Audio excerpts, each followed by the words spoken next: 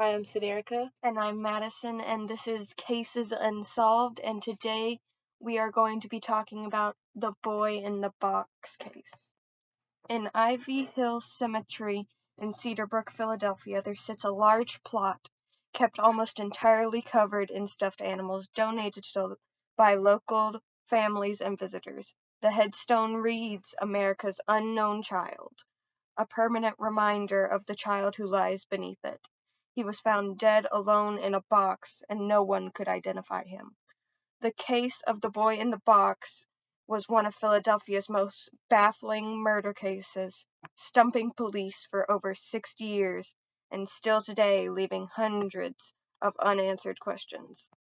In February 1957, a young muskrat hunter set out to check his traps set near a park just north of Philadelphia. As he moved through the bush, he found a small cardboard box lying discarded on the ground. Inside was the naked body of a boy wrapped in a plaid blanket, fearing that the police would confiscate his traps if he alerted them to the boy. The young hunter ignored it and resumed hunting. Several days later, a college student driving down the road noticed a bunny running along the highway. The student knew there were traps in the area and stopped to make sure that the animal was safe. As he sifted through the underbrush, searching for the traps, he came across the box. Though he too feared interaction with the police, the student reported the body to them. Given that the boy was young, between 3 and 7 years old, police were hopeful that he would be quickly identified. However, once they saw the body, their hopes were dashed. While people would surely be looking for a missing boy who was healthy, well cared for, and clearly loved, it was unlikely that they would be looking for a scrawny, dirty, malnourished one. Unfortunately, the boy in the box was just that. His hair was matted and it seemed to have recently cut as clumps of it still clung to his body. His body was severely malnourished and covered with surgical scars, most notable being on his ankle, groin, and chin. Despite the fact that he looked abandoned, police fingerprinted him, hoping to find a match. Sadly, no one did. Over the next several years, over 400,000 flyers were sent out to the Philadelphia area as well as other towns in Pennsylvania. A forensic facial reconstruction was done, and a drawing of a happy young boy was included on all of the posters. Flyers were posted in police stations, post offices, and even included in the envelopes with gas bills, but still no one came forward with information. The crime scene itself was searched several times, but apart from the several items of children's clothing, all of which led to nowhere, there were no leads.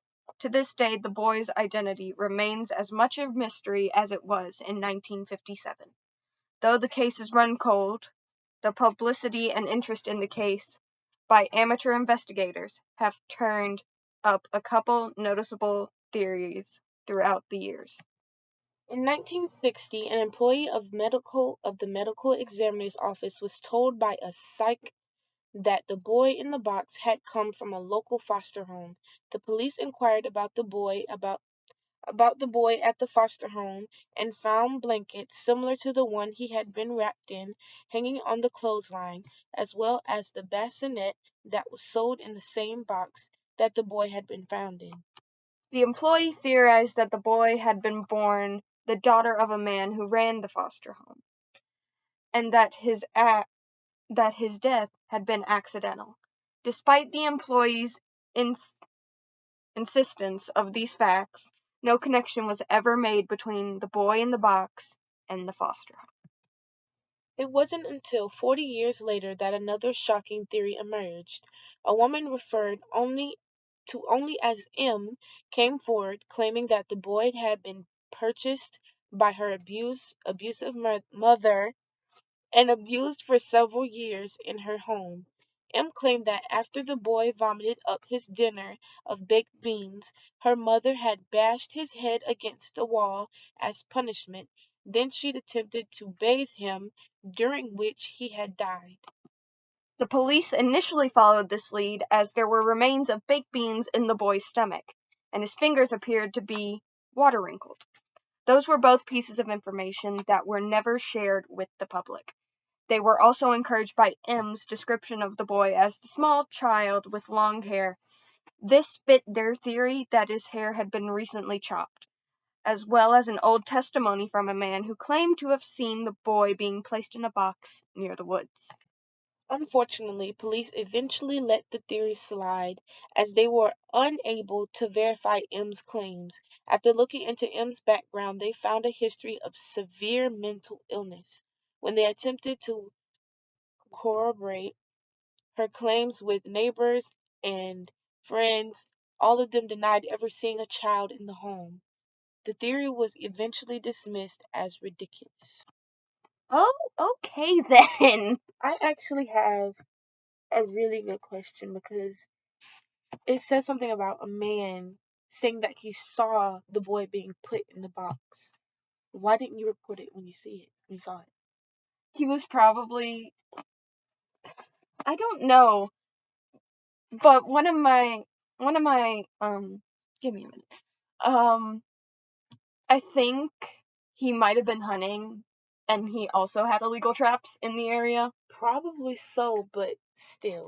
You could have saved the police a lot of work with the first man that saw the boy in the box, and his body would have probably still been a little bit fresher, so they probably could have found out a little bit more than they had before. Exactly.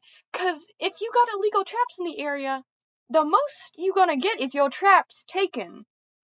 Like, just buy more traps. Granted, this was in 1957, so they were like either a very low amount of dollars or a very high amount of cents, but still, you can still buy more traps. I really just don't understand why not the first woman, M's story didn't go through, because she was right about the baked beans, she was right about the water.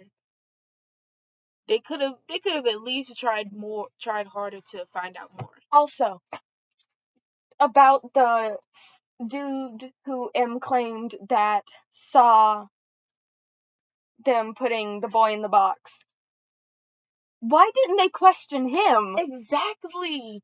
Why did you not find more information on him to see if this was actually true?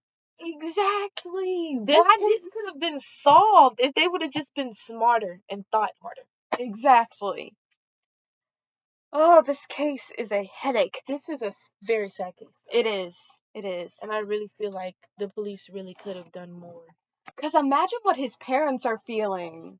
Exactly. Because, like, maybe they just couldn't identify their son because maybe he was the boy from the foster home. Maybe. But still, they could have asked the caretaker to come and identify him. They could have did more on this case. They honestly could have. But anyways, that is the end of today's podcast. Please subscribe to follow Cases Unsolved. And next week, we will come up with a slightly more disturbing case. Maybe.